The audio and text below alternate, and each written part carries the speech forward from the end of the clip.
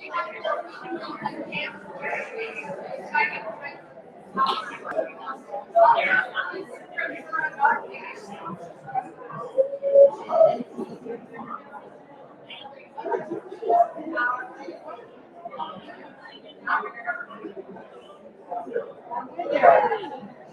said for those who call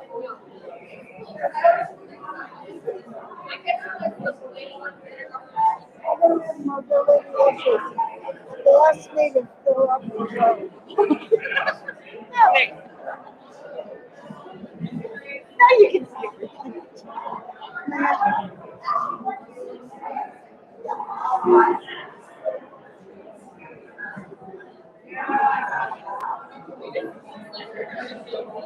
Enjoy your articles and Thank you so much. thank you for supporting. Oh, of course. Oh, it's Sure, you been. must be part owner. Oh, we're we're compadres. We make it work. So it's excellent. It's the best drama.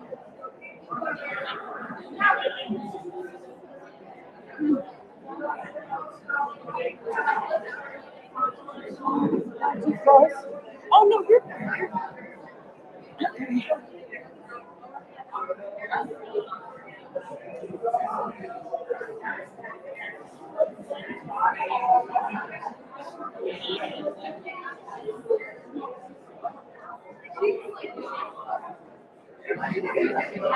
Have there been any pictures of the event at the Lincoln Center Saturday afternoon? And my husband forgot to go. They would show more pictures You know what? I didn't make it over there, but if they, I'll ask them if they got any pictures that they might be able to share with us. So yeah, unfortunately, I didn't make it over there myself, but we got flu shots. oh yeah, And then well, my daughter was kind of, I took a nap. I understand. Yeah. No, I hear you.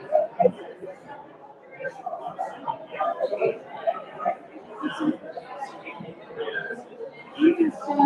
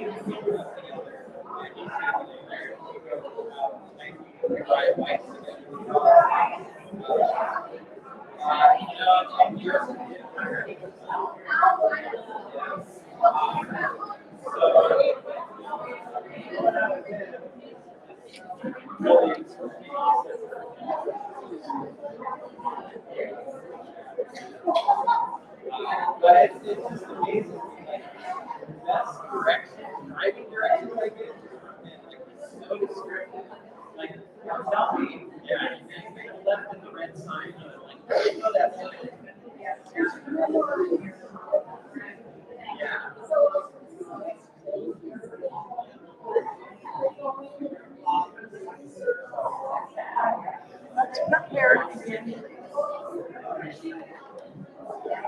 Let's prepare to begin.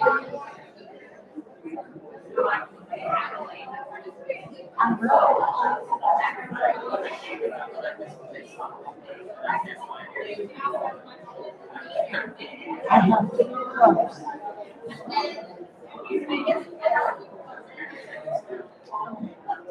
I'll do that. Thank you. Alrighty, let's prepare to begin, please.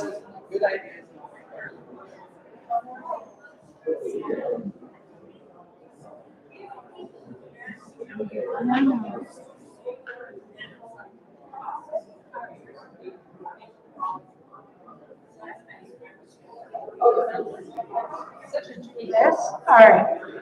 Let me ask David, can you hear me? David, you hear me? For running. You cannot. What? Right, Wendy, this isn't high enough apparently for the folks at the back of the room to hear me. Can you hear me now? No? Okay. I think Wendy is going to make an adjustment here.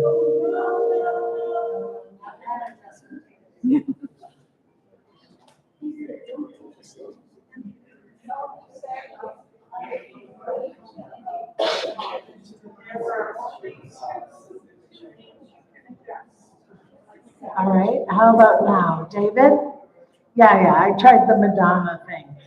Can you hear me? Yes? All right. Good evening. Sorry for that little call out about the sound system. On behalf of the League of Women Voters of Los Alamos, I would like to welcome you to this candidate forum. My name is Felicia Orth. I'm currently the president of the local league. The League of Women Voters is a nonpartisan organization. Our mission is to enable voters to make educated decisions on election day. We welcome new members, both men and women.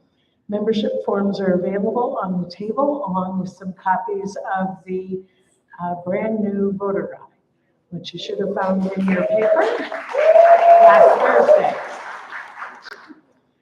The county clerk also has a table back there, which includes things like the sample ballot, which is very helpful.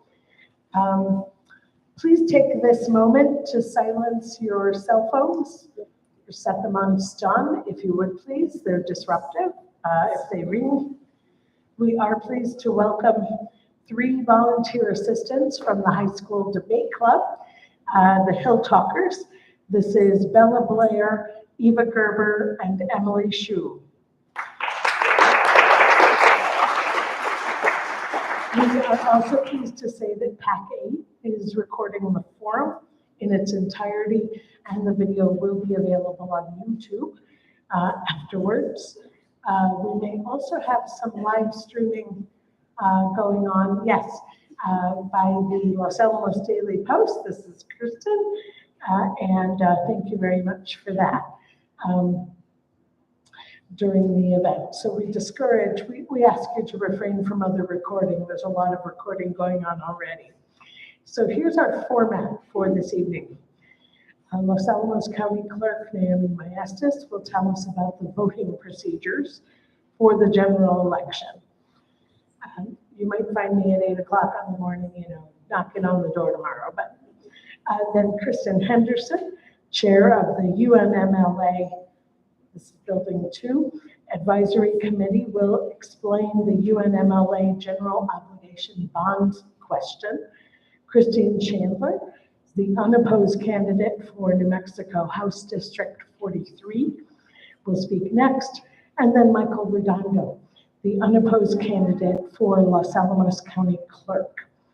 Each is asked to keep their comments to 3 minutes or less so that they have time to answer a couple of questions.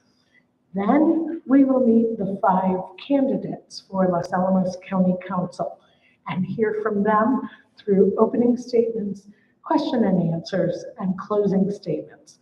We will finish by 9 p.m. So, Naomi, there you are. If you would join us, please.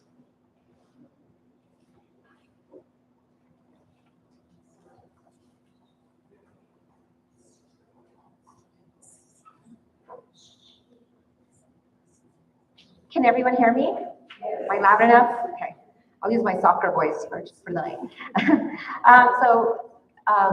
Welcome, candidates and guests. For those of you that do not know me, I have the honor of being your county clerk for the next 2 months, 23 days, 4 hours, 52 minutes, and 5 seconds. But who's counting? So I'm here tonight to share some quick election information. I'm going to start off with voter registration, which ends tomorrow. So that's just our standard voter registration. You have until 5 p.m. to go into our office, or anybody that you know can go into our office until 5 p.m. and register vote in person. They can also go to nmvote.org, and that site will close at 11:59. Due to some really great legislation that was passed by our wonderful legislators, we now offer same-day voter registration. That's a great avenue also. You need a little bit more information in order to do same-day voter registration, so just go onto our site and you can get that information as to what is needed. Absentee will also start tomorrow, so we will start mailing out. We have over 1,000 absentee by mail ballots to mail out, so that we're going to be diligently working on that. The last day to request an absentee ballot is Thursday, October 22nd. So that date has changed in the last couple of elections.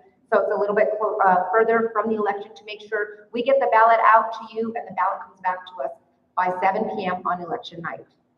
Early voting at the Los Alamos County Municipal Building starts tomorrow as well. Tomorrow is a busy day. That's going to be from 8 to 5. And then that'll resume, that goes up until Friday, and then it resumes the following Monday through the following Friday. Additional early voting is October 19th through November 2nd. That's Monday through Saturday, 8 a.m. to 6 p.m. That's going to be at the Los Alamos Municipal Building or the White Rock Town Hall. Please keep in mind that we are closed on Sundays. There's no voting on Sundays, and Indigenous People Day, we're also closed as well. Election day voting hours are 7 a.m. to 7 p.m. Your vote centers are the Los Alamos Municipal Building, White Rock Town Hall, Golf Course Community Building, Betty E. Hart Senior Center, and the University of New Mexico. So right in here, you're going to be voting in there if you choose to do this site. For anybody that needs information, nmvote.org. That's a great, I'm going to give that a plug for them. That's our state site. You can get all your election-related information there. Another great way to get election information, and I don't know if a lot of you are aware of this, but Los Alamos has an app, or county has an app. It's Los Alamos Now. We're the top icon on there. You can get all your election-related information there as well. If you know of any overseas or military voters, please have them visit the UOCAVA site or FVAP site, FVAP. They can vote through that avenue. The last thing I want to mention is we have some great swag back in the back from our sticker competition that was for our school-age children that they participated in that, and you can get them on when you go to vote as well. And we have a great magnets, a lot of election-related information. That wraps up about everything I had to say, other than a huge thank you to the League of Women Voters. I was here 8 years ago in that room, and it was a very emotional day for me. I'm sure a lot of you guys remember. My youngest son, was playing his last football game.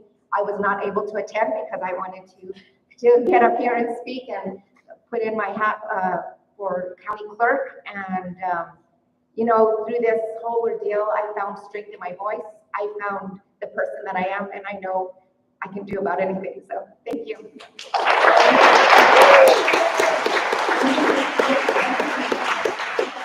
Other questions? I'd like to say thank you for the 8 years you've been here. Yeah.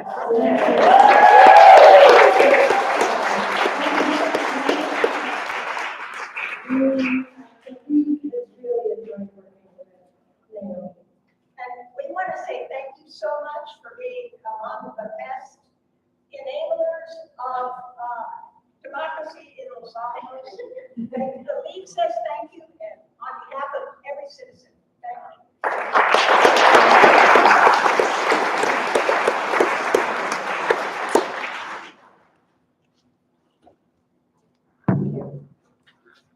Usually Naomi is the only one who has swag. We have a little bit of swag this year ourselves. We were feeling swaggy. So we have little magnets that say vote 411, which if you are not holding a voter guide is your best source of information for the information in the voter guide. We also have buttons, stole this from England, keep calm and vote. And we have some stemless, let me call them water glasses. All right, let's see. You're next from Kristen Henderson on the bonds. Let's see. You're next from Kristen Henderson on the bonds.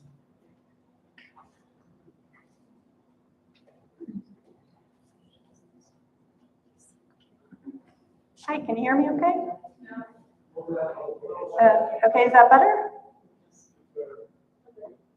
Okay, great, thank you. Thank you to the League of Women Voters for having us here, and thank you to everyone who's come. I really appreciate it.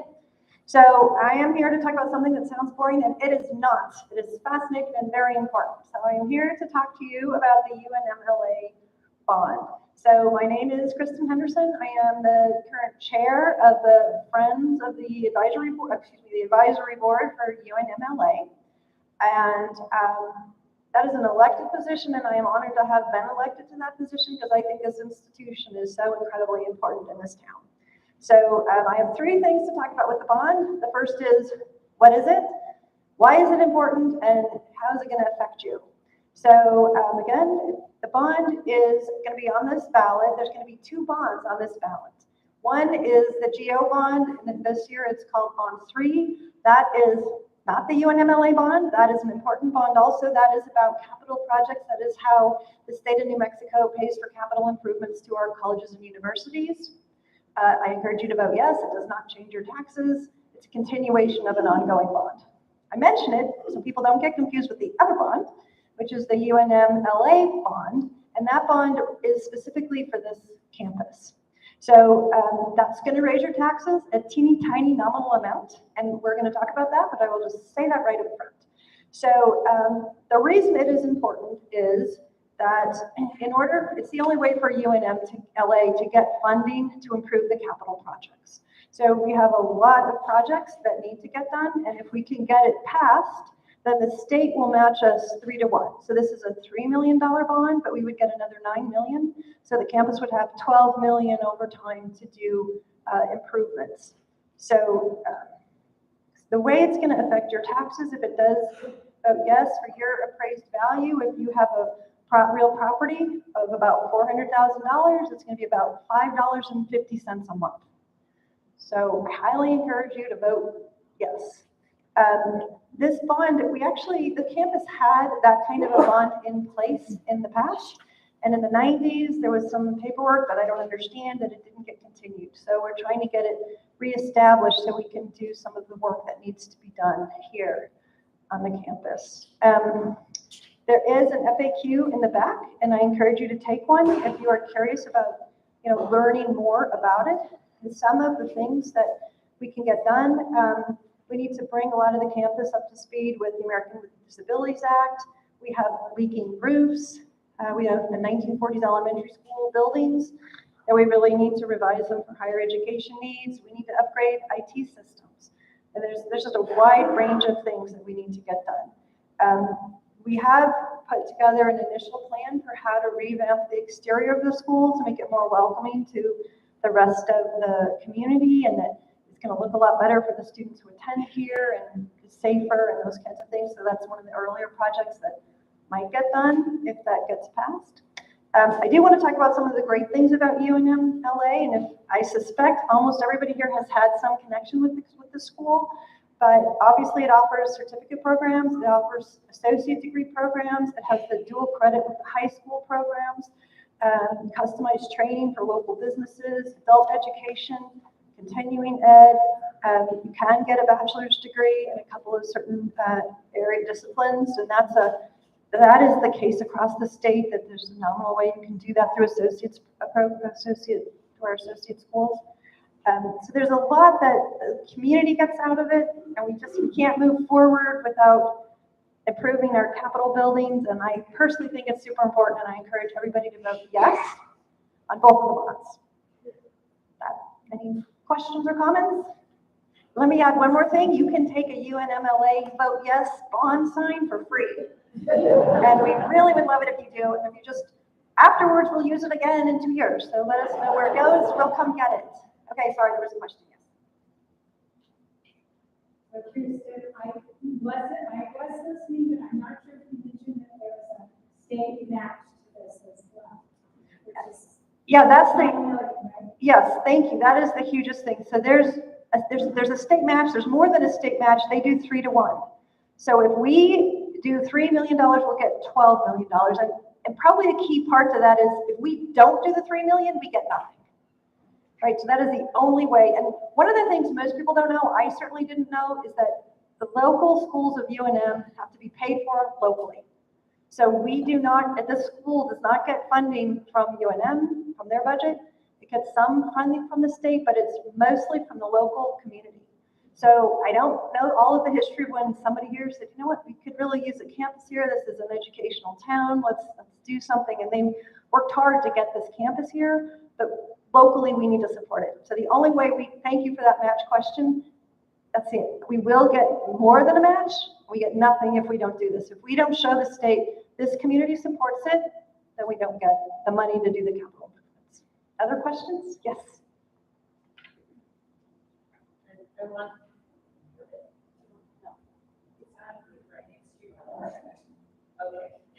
I wanted to remind people that all of the schools, elementary, high school, middle school, that has been redone, not all of them, but most of them. That's because we are now bonded to capacity. That's why Milwaukee and all these other districts got these new schools, and we have these not good schools. So if we aren't willing to pay, then the state isn't going to give us money. So that's why it's important. And that's why we got a big jump on property taxes, probably 15, 20 years ago. And that's how we were able to build in other schools. And I remind you, this is the same school as all those other ones. So when their roofs leak, so does this one. Thank you, Carol. Other questions? Thank you very much. Thank you, Carol. Other questions? Thank you very much. Thank you all.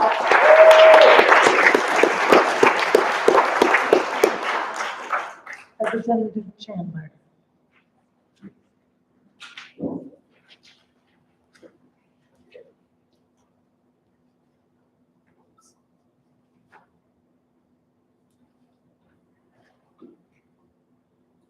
Well, good evening, everyone. It's a pleasure to be here with you to talk a little bit about what I'll be working on in the course of the next couple of years.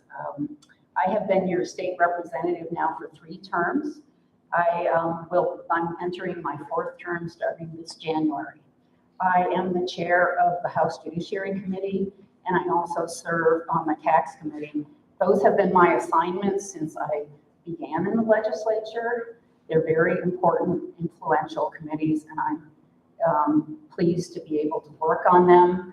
I think it's a place for me to be able to support this community and the state.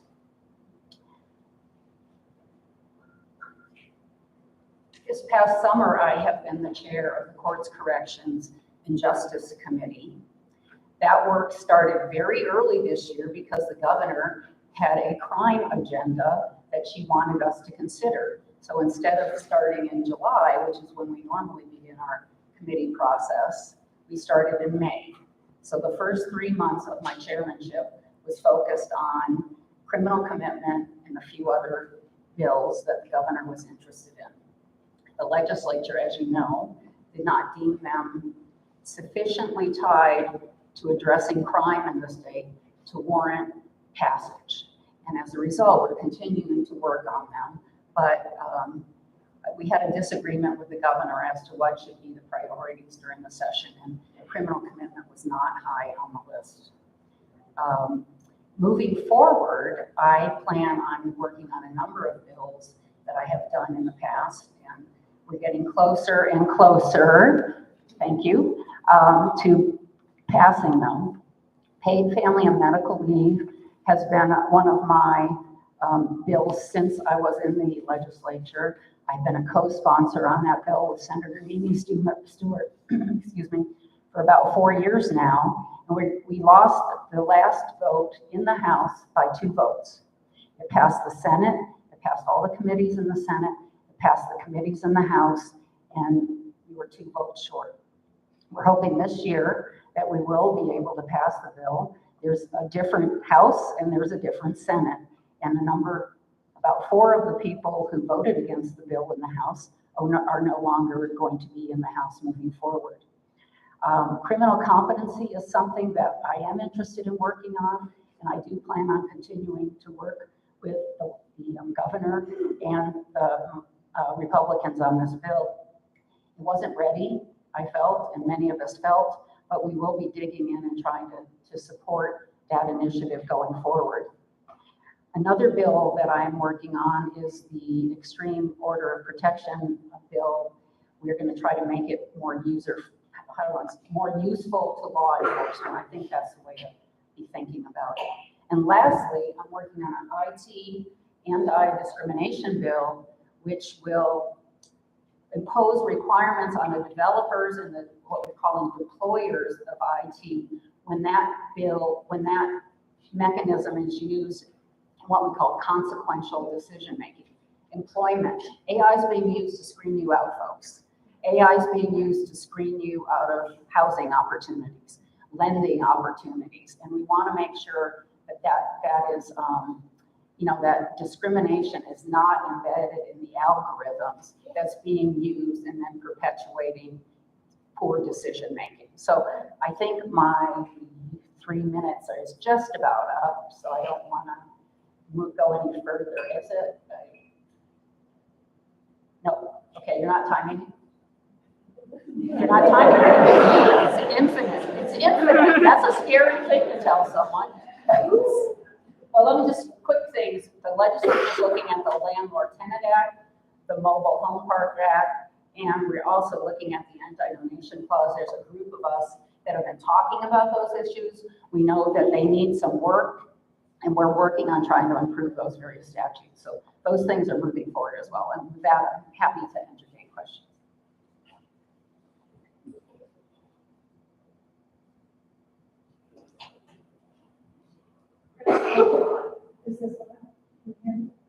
Yeah, so my question is, the new report about healthcare that came out, New Mexico, and all the points and the recommendations that they made to make healthcare more affordable, more accessible, less expensive, get more providers, get more people to Medicaid, etc. Are you guys in the legislature working on any bills related to their recommendations? Well, the recommendations came out like 2 weeks ago. So many of those ideas are ideas that actually originated with the legislature and we'll probably be expanding upon. And I'm certain that we'll be looking at some of those recommendations. We always we value good ideas, we look into them, but we also validate the merit of them on our own, and we'll be doing that this go round.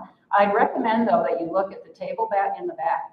I have a 4-page document that describes a lot of the work that the legislature has done on healthcare to date, including huge investments of monies into hospitals, the patient compensation fund, changing our GRT tax laws to accommodate certain things. So it's a lengthy list. And so I really would recommend that you take a look at it. A lot has been done in the last 4 or 5 years to support medicine in the state, and I think people have lost sight of that.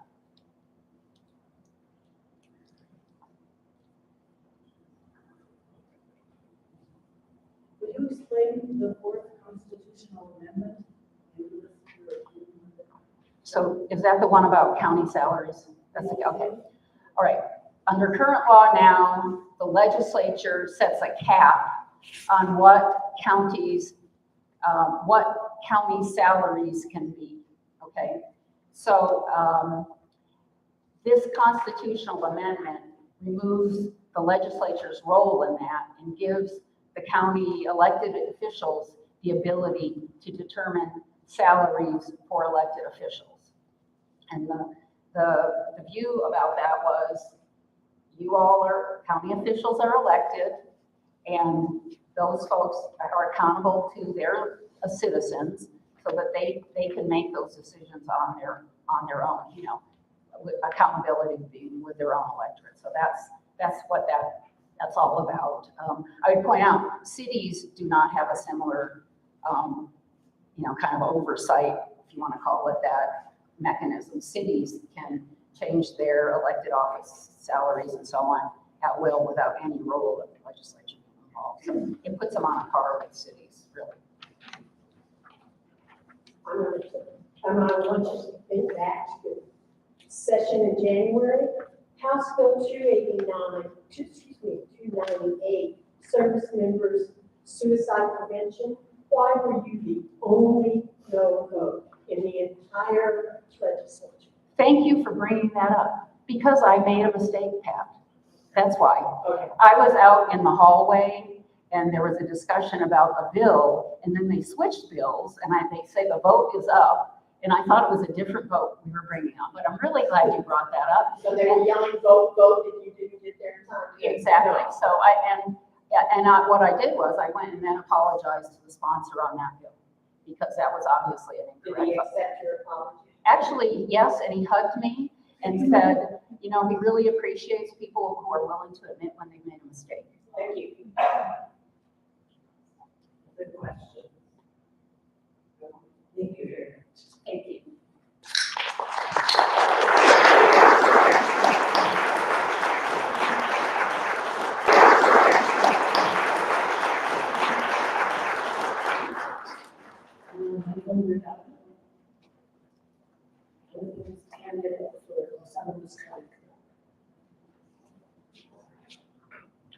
Hello, good afternoon. First, I'd like to thank the League of Women Voters for giving me this opportunity to speak with you tonight. My name is Michael Redondo. I grew up here in Los Alamos. As many of you probably know, I served as your probate judge for a little over 4.5 years. The probate position is co-located with the county clerks. The county clerk is the de facto clerk of the probate court. So in those 4.5 years, was fortunate to work with the clerk and the staff in the clerk's office. I was convinced to step down from that position so that I can run for county clerk. The Judicial Ethics Code prohibits a sitting judge from running for a non-judicial position. So that's why I stepped down at that time to run for clerk. I have been incredibly fortunate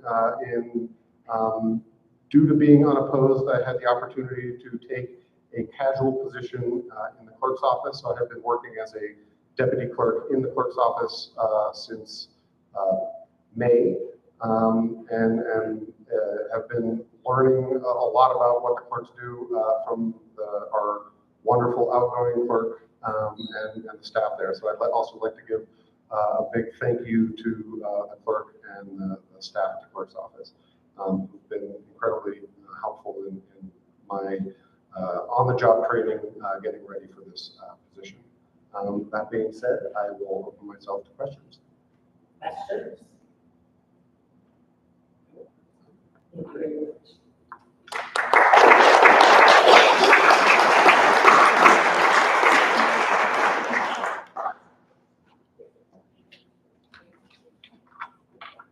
Alrighty, let's turn now to the Los Alamos County Council, which consists of 7 members elected at large for staggered 4-year terms. We have 5 candidates and 3 open seats in 2024, which will be filled by the 3 candidates receiving the most votes. In ballot order, the candidates are Beverly Neal Clinton, David Rieger, Rin Herman, Denise Durkes, and James Wernicke. I believe all are here tonight. Each candidate will have 3 minutes for an opening statement. When they are finished, we will take questions. The question must be directed to all candidates. I'll switch up the order in which we ask for answers. Following question and answer, each candidate will have another minute for a closing statement. Again, the Hill Talkers are our timekeepers. Please hold your applause until we are completely done, and then we will clap at everyone at once. And please show your respect for the process. So if the 5 candidates would come up, there you go. There's a particular place you want to sit, you can move your placard.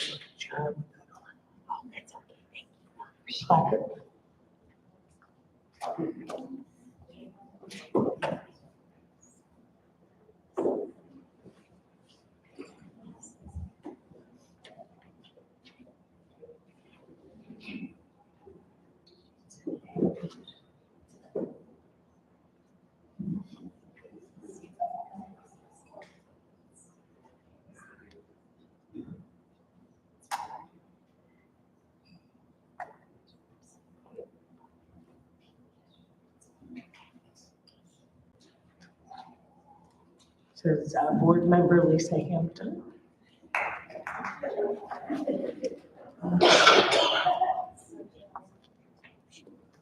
All right, again, our protocol is opening statements in ballot order, and then I begin shifting over one name as we begin the questions. And then closing statements are reverse ballot order. So let's begin with Ms. Neal Clinton. Ms. Neal Clinton, and the microphones should all be on.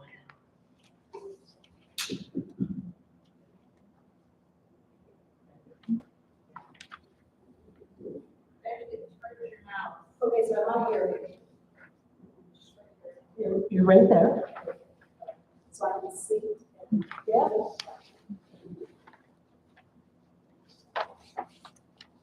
Good evening. You guys hear me? Yeah. Well, I'd like to thank the League of Women Voters for having this forum, and I'd like to say hello to all of the panelists. Thank you all for coming out, because I'm sure that there are other places that you could be, and instead you choose to be here with us. My name is Beverly Neal Clinton. I have lived here for over 24 years. We've raised our sons in this community. I am a Marine, a mother, a sister, an aunt, and now a Gigi. And that is by far the most important thing. It is my honor to be here and to be here to be able to answer any questions that you may have of us. I am choosing to run because I believe that the time is critical. I believe that if we believe in democracy and what it stands for, this is now a pivotal moment to do that. I believe we are putting our best foot forward. I believe that we can do better. It is my intent to be that person. I have 4 pillars upon which I stand. They are small business, they are inclusivity, mental health, and the obvious affordable housing. I believe that in the 24 years that we've been here, I have seen this town change and grow.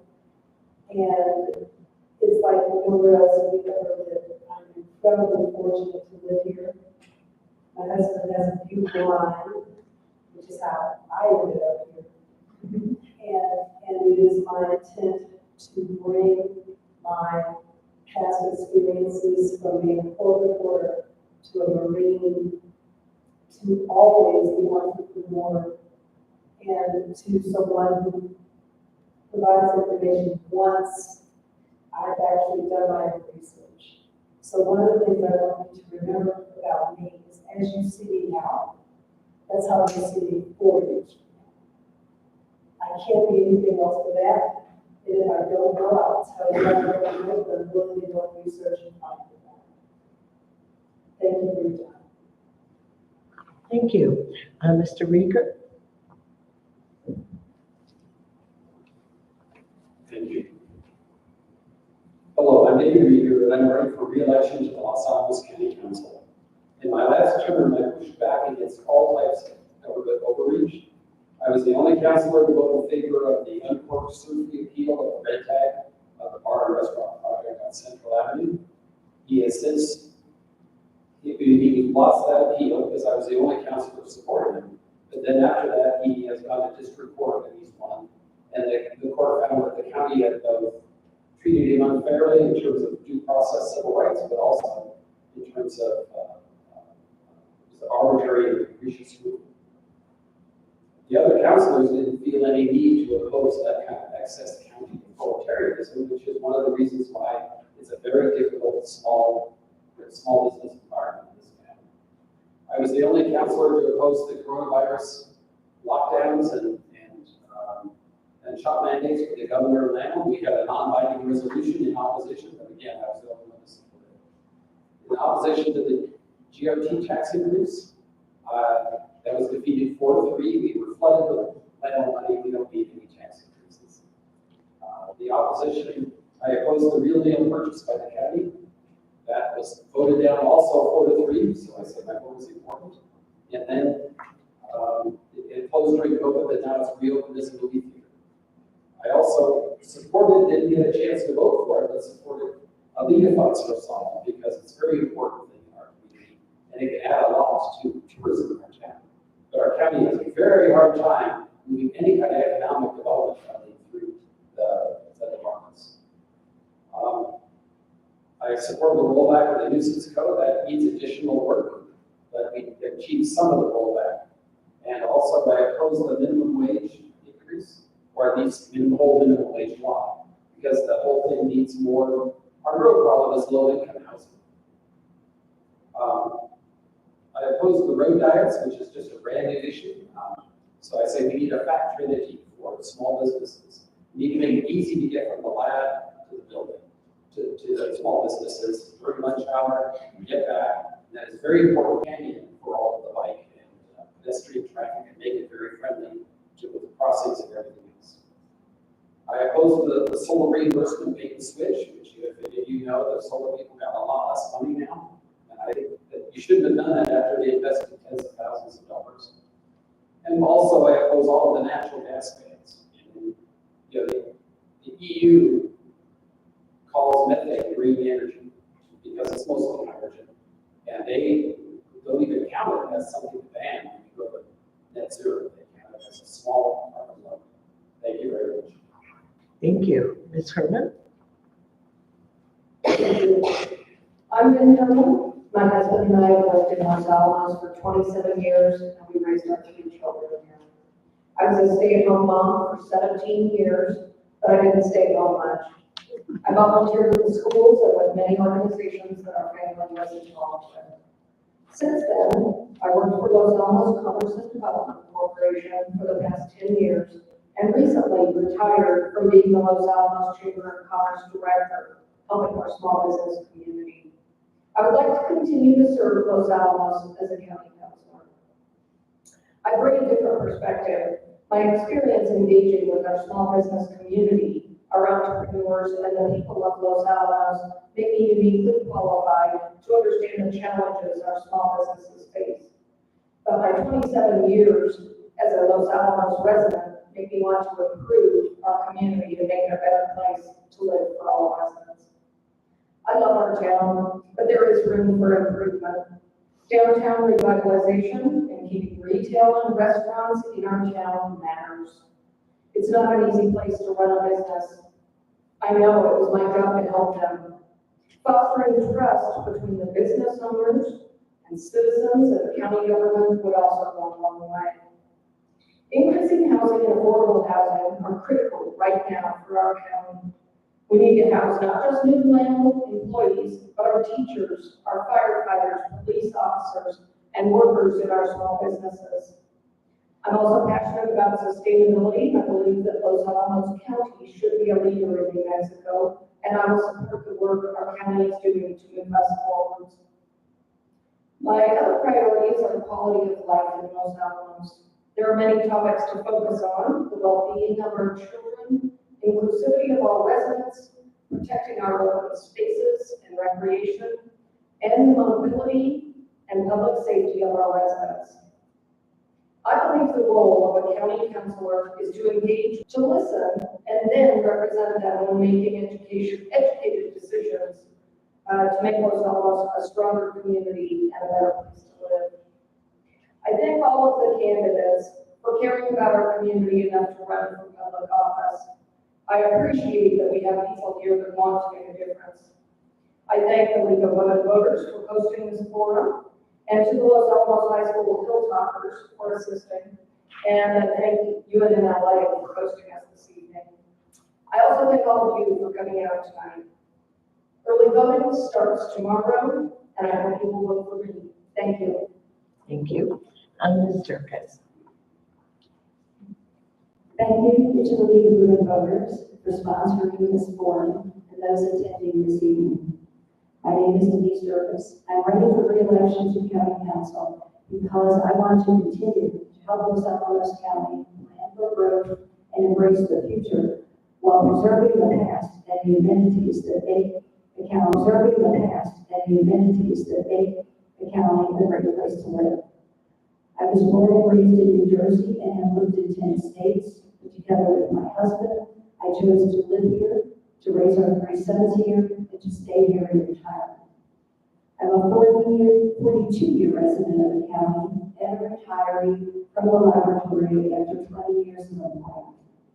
I hope to continue to apply my personal experience raising a family in the county and my professional experience as the chief of staff to senior management at the laboratory to serving on the council.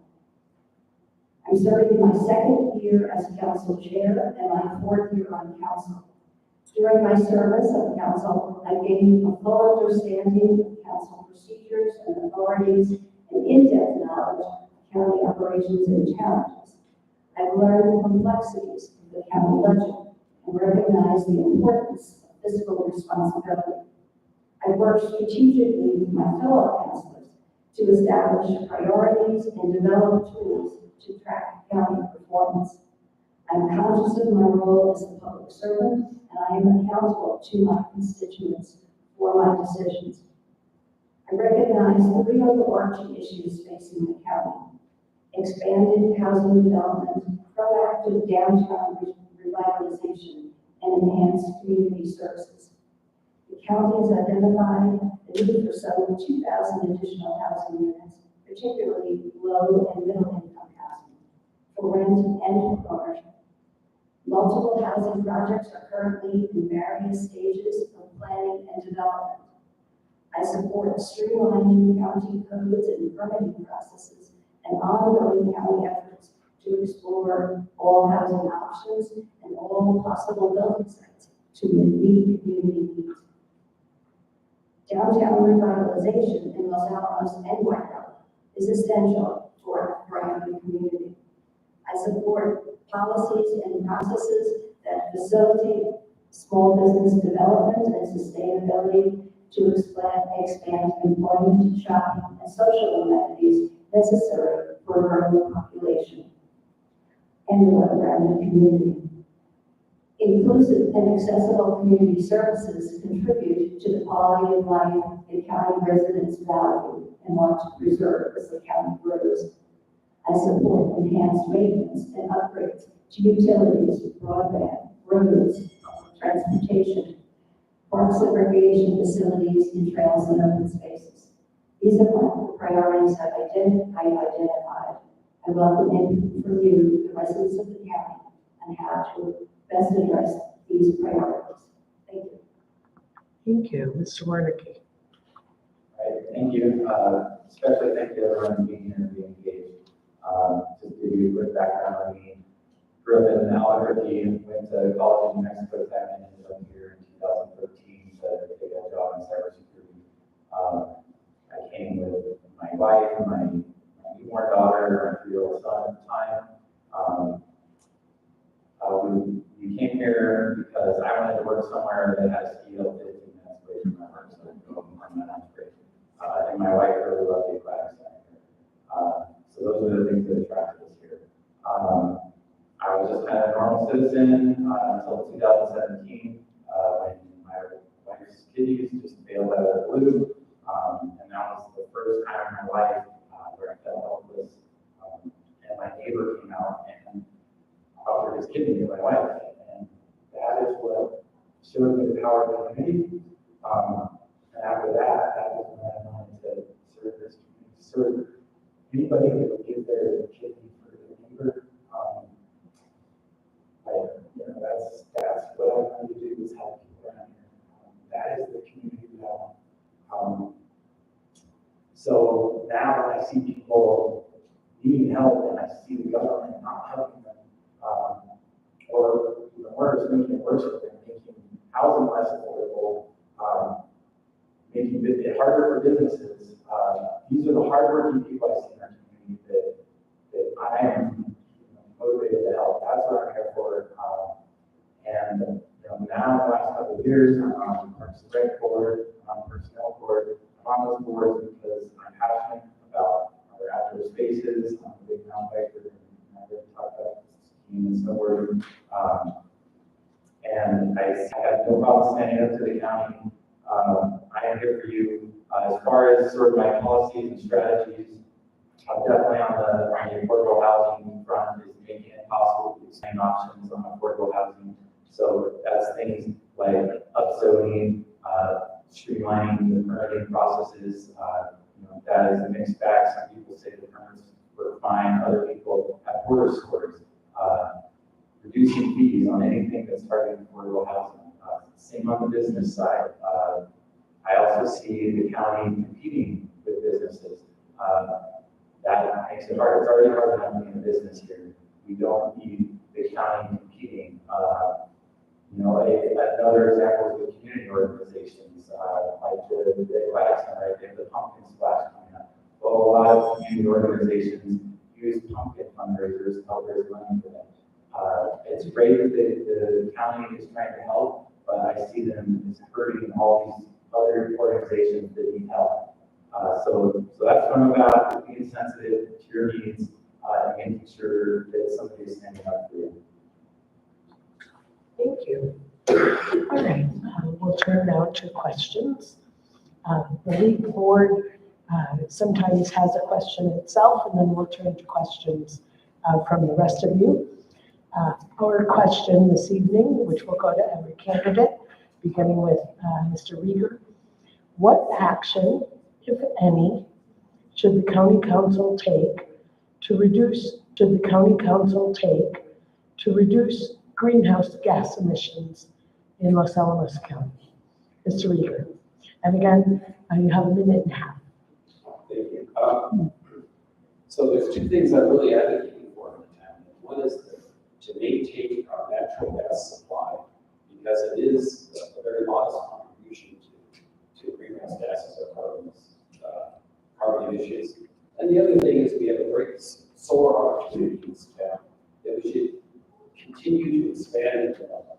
So I've written several articles in the papers recently about how important that is. It adds both to our reduces our carbon footprint, but it also adds to the self-sufficiency of the community. So I'm very supportive of it.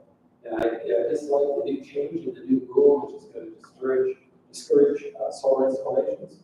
I think we should go back to a system that I outlined in my article, which was a higher payment for people that bought systems under the old rules, something that's near what the payments were before. And then we maintain that payment until the wholesale price gets up to the payment. And it's all explained in more longer form in the newspaper. And the other thing, we should remove the city cap, which is 6 megawatts, and we should remove the per house caps that are also very limiting, because we can essentially meet our full daytime demands for electricity with solar in our community, and then take care of the nighttime with the usual investing is in natural gas turbine generation. And so you never go to full net zero, which I think is important. Thank you, Ms. Herman. Thank you. This is an important issue. I certainly believe the scientists when they say that human-induced climate change is real, and I believe we have a duty to be a leader in this. Some might say that our small town, what our small town does won't make a difference. But we're a science-based community that should set an example for all in New Mexico and beyond. The county has a goal of being carbon neutral by 2040, so there are going to be changes. The Los Alamos Resiliency, Energy, and Sustainability Citizen Task Force recommendations were accepted by council, and most of these ideas are already being incorporated into our goals. The Direct Climate Action Plan got great feedback from our citizens and is currently being revised by the county staff and should be presented again to the council soon. Changes will not happen overnight. There will be outreach to the community, and we'll have conversations and make the choices that are best for us. Some of these topics are basic. Keep developing our bike infrastructure. In my opinion, ban single-use plastics and styrofoam.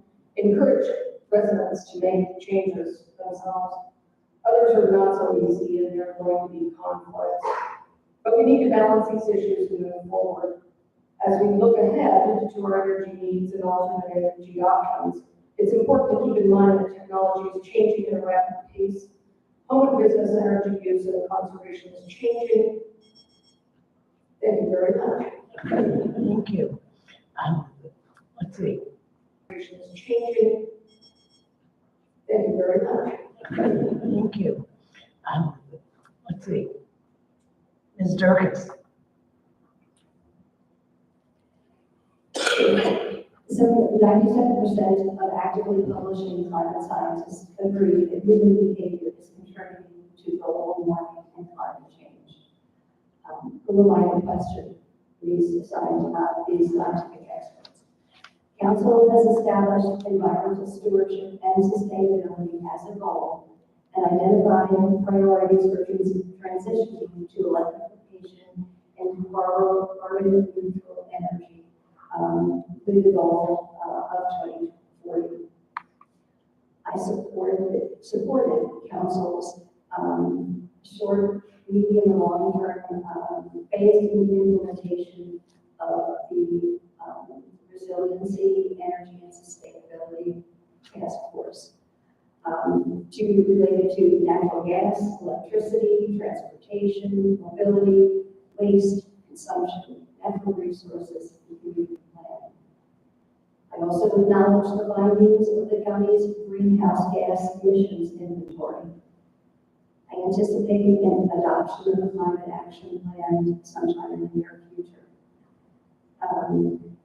Just for clarification, the solar power buyback plates were approved by the Board of Public Utilities, not County Council.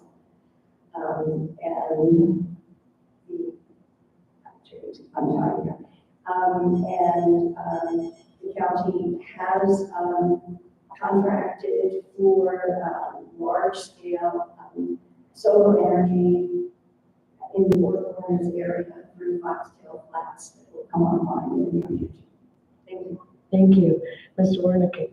Could you repeat the question, please? Yes. Yes, I will.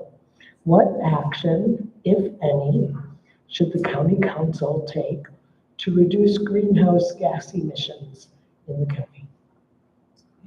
Great. So I think they should definitely be reducing carbon emissions, looking to electrify, but they shouldn't be keeping people out on coal. Affordability and reliability are just as important. Right now, we're dealing with an issue at Elk Ridge. They are, people that are worried that they're not going to keep this winter. Hopefully the county is accountable to safety of their citizens, and that they can assure them that they're not going to get I think the county could support electrification upgrades. This could be in the form of tax rebates, even low interest loans to help people upgrade. I do think electrification is the path forward. Supporting that or not, leaving the people out that can't afford it. It's great if you can go out and buy a Tesla and go out and buy a new split for your house. But a lot of people can't do that, and we need to make sure that we're taking care of that. Okay, thank you very much. Let me ask now if anyone over here has a, I'm Ms. Neil Clinton. I need to be fired even earlier than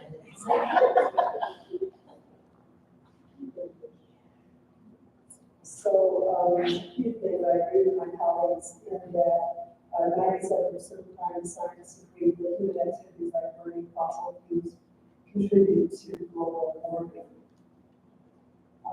When we look at Los Alamos aims to reduce greenhouse gas emissions significantly through various measures, including energy efficiencies, transitioning to renewable energy sources like solar and wind, and reducing reliance on fossil fuels. A sustainable infrastructure, as well as community involvement, biodiversity, and ecosystem protections, efforts to protect natural ecosystems, promotes biodiversity, maintains healthy forests, and open spaces are input.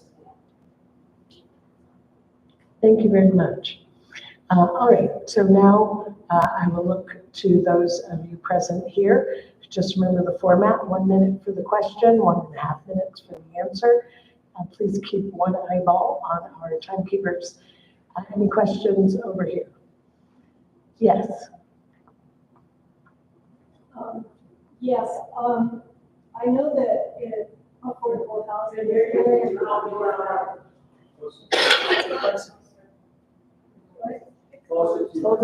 Hold it closer. Okay, sorry. I know affordable housing is very important, but my understanding is they want to put a 8-story affordable or housing project where Merrimack used to be. And I can't see very well, but I can tell you this, that putting all those people in my neighborhood without upgrades to the infrastructure in that area will make it very difficult for me to talk about accessibility to get anywhere in this town. I do not say we should put housing there, but I should think you should consider maybe the 4 stories instead of 8. This town does not have any of the biggest building, as far as I know, is the old LA&B building, and I think that should be the maximum for height. Thank you very much. We'll start with Ms. Herman. Thank you for that important question. I wanted to start and say that it would be great if your kids could afford to move back here or buy a house and live here. Or would it be great if your kids' teachers could afford to live here? You know, the question about affordable housing right now is huge for us. And in my opinion, we do need to focus on housing density downtown in our redevelopment. To be honest, I am not sure about the infrastructure upgrades. The downtown master plan did approve for up to 8 stories, 7 or 8 stories, depending on what you use to go with it. So I think most people though realize there should be kind of a step back plan where you don't have necessarily 8 stories going right up next to the sidewalk. So, you know, I think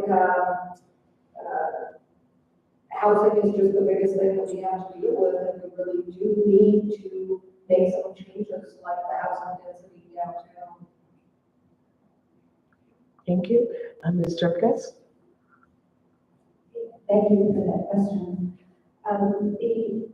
as Bryn mentioned, the county did approve both master plans and updated the development code.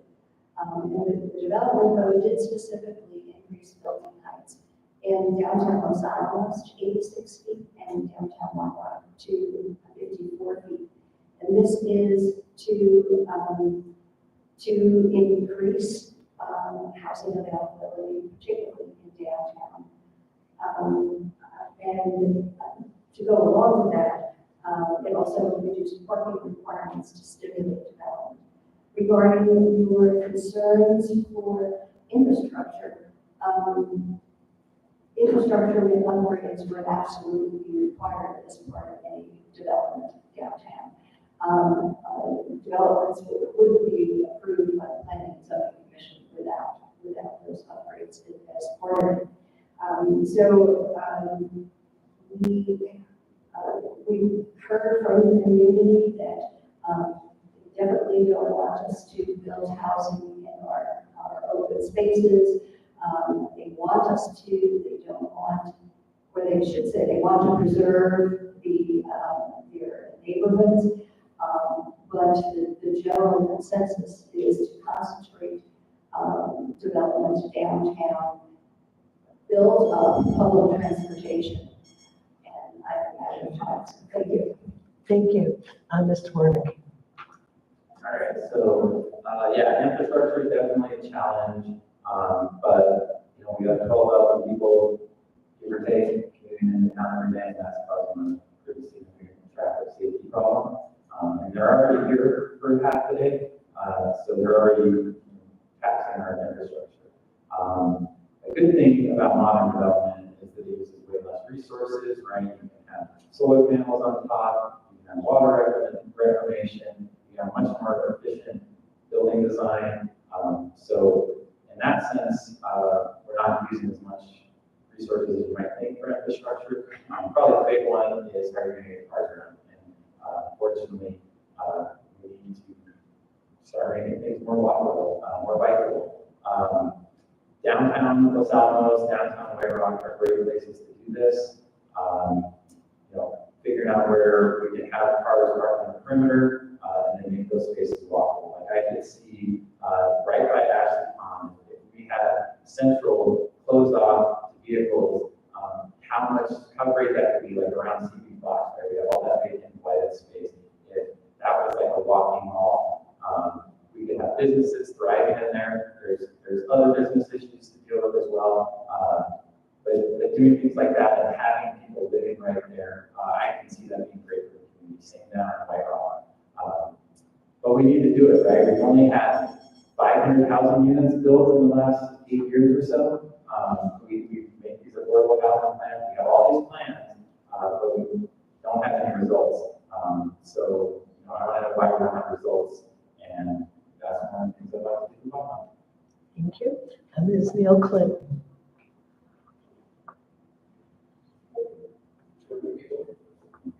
It's Ms. Neil Clinton and then you.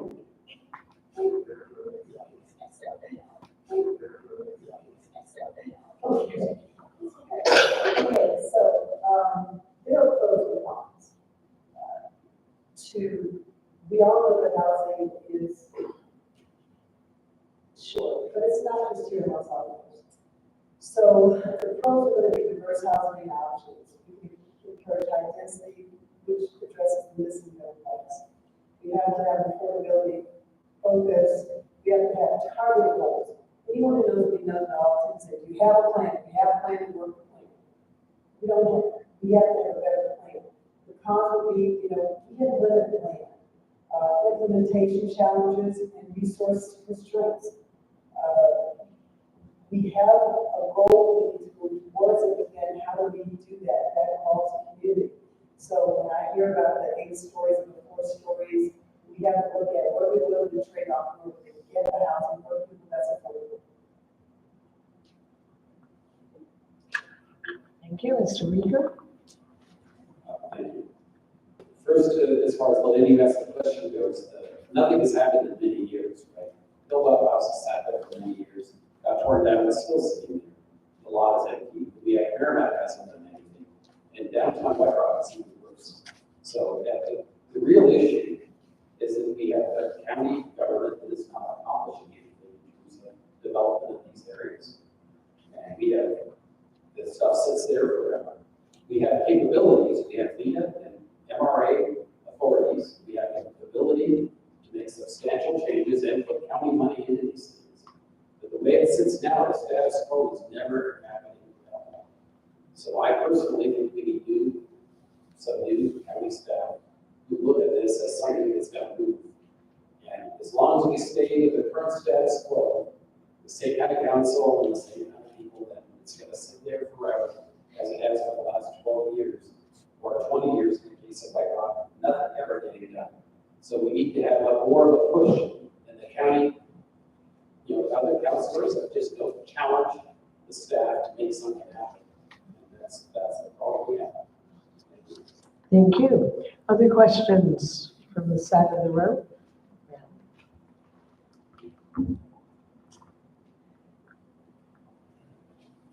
Kind of a tangent question, also related to infrastructure here. Cat here, how about this? Okay. No? The transportation issue with the roads, with the crosswalks, with the accessibility. I just looked up how truncated domes are actually supposed to be installed in order to help our visually impaired friends find their way across the street. Those are installed differently all over the county. So I'm wondering, are those correct? Are they accurate? As we push tourism, as we build these multi-level structures, as we need to increase our infrastructure, why are we improving road diets when we're bringing more vehicles into the county? It's just not common sense. So we need to definitely keep our roads wide so everybody can get where they need to go. And we need to also encourage walking, right, where that's safe and appropriate.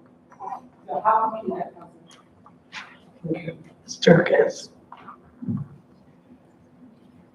Thank you for the question. So a road diet is a traffic calming measure that involves reducing the number of travel lanes to make space for turn lanes, bike lanes, and sidewalks. The goal is to slow traffic, reduce accidents, and make roads safer and more accessible for all users. Following a road safety audit in 2016, the county was awarded federal funding through the State Department of Transportation for safety improvements and accessibility in operates on Trinity Drive, which is a state-owned highway. The first portion of the road diet from Diamond to Oppenheimer opened in June 2020. Prior to this reconfiguration from 2 lanes in both directions, a motorcyclist heading east on Trinity who stopped in the left lane to make a left turn was struck from behind and killed. Crash data indicate the number of accidents on Trinity Drive has increased, and traffic studies indicate the drive times have minimally increased by about 30 seconds, except, of course, during road construction, when additional traffic is redirected to Trinity. The improved extension of the road diet from Oppenheimer to Connect is a hybrid diet with 2 eastbound lanes to facilitate a movement of traffic out of town. Note that during an emergency, police could open the center turning lane, although ultimately all traffic has to merge to get down the main road. Thank you. Sorry, I had to change here. Yeah, so I guess talking about the road diet, when I was talking earlier about the vision of here. Yeah, so I guess talking about the road diet, when I was talking earlier about the vision of having central walkable street, I think that Trinity would be perfectly fine. It's 2 lanes each way. I'm not necessarily a street expert, but I did ride my bike there. It was 2 lanes. I could ride in 1 lane. Cars could go around in another lane. Now I'm in a super skinny bike lane, and cars are right next to my handlebars. I personally liked it the way it was.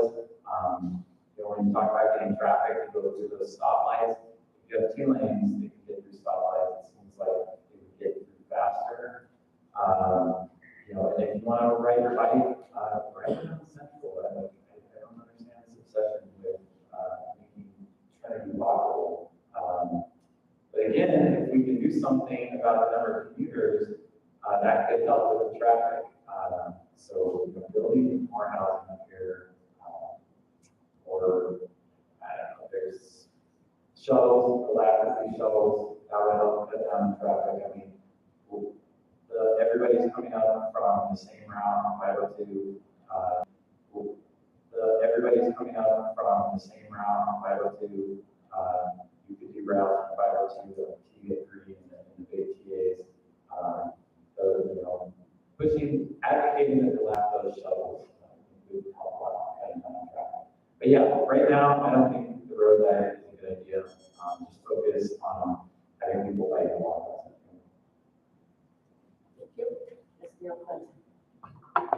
I'll be the first to tell you that when they said road diet, I'm like, what? So I'm wondering about the road diet. I have to also say that because of the transition of how many more cars we have here, I know we need to do something. I know that the current configuration is not working. But I also know that if I have the information to make an intelligent response, I'm still researching, but I am aware that that's an issue. I agree with you. Mr. Ricard. I think there were a couple parts to the question. The first one, I mean, yeah, those football things downtown seem to be. I think there were a couple parts to the question. The first one, I mean, yeah, those football things downtown seem to be all messed up. I bet you that visually impaired people ignore them. Otherwise, they would have run already. Because it doesn't. I don't think they're alive. But in any case, that's what the road. I think I already said that we improved the ridge trail, which we've never got around to finishing. We finished that. We made Central and Canyon a great place for bike riding. And then we made Trinity a place for cars and buses and trucks and keep the traffic moving. Because we are adding so many cars now with all the downtown development. Just the big new one up at the hospital, that apartment complex. How are those people getting out? They probably need a center turn lane, but we need more and more lanes for traffic flow. And so I am very opposed to the road diet. And I think we have much better solutions on that. And was there a third part to that question? Let's see. We got 30 seconds if there's a third part. Thank you very much for that. Thank you. Yeah, thank you. Thank you, Dawn Marie. This town is growing and we're having growth pains. When these roads were laid out, they never dreamed there would be thousands upon thousands of people coming in here, a couple of times a day. So I agree with Mr. Reader, the new apartment complex is going to make this worse. The fabulous new daycare center on City as well is just a nightmare. Trying to get in and out of there. It's only going to get worse. I'm not a roads expert either, but the road diet is supposed to be a calming measure, like Chair Durkins mentioned, and supposed to make it safer for all of us. Lionel has certainly tried to help wherever they can. I think we all are concerned about safety, so this is what they are trying, and we'll see how this goes. The funds for this did come from the Nebraska Department of Transportation, and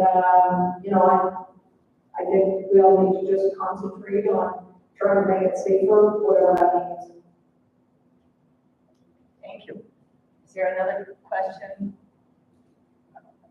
Ms. Taylor? And then you may want to come up here a little bit, so you can be next. The young man. You take my seat. When the council adopted the revised development code at the end of 2022, they noted that there were unresolved issues, such as open space parcels that have been long in zone. The league has met with council members and county staff numerous times. I'm sorry, Barbara, could you just stand up and maybe face? I don't think you all can hear.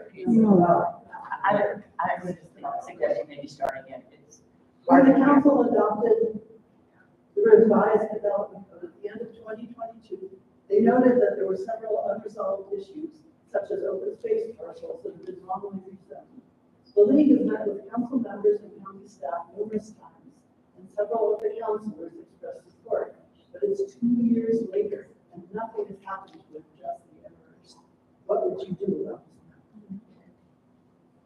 okay. You are first. You know that's great. All right, yeah, so I see these zoning suggestions and they pretty much make sense to me. I don't see the downsides. I really honestly have no idea what is the holdup here. I guess the best I could do is, be the squeaky wheel, and that's kind of what I try to do on Parks and Rec is sit there and, if there's an issue that hasn't been resolved, then just persist on it and never give up. I see that a lot in this community. It seems like the county doesn't want to do something and never give up.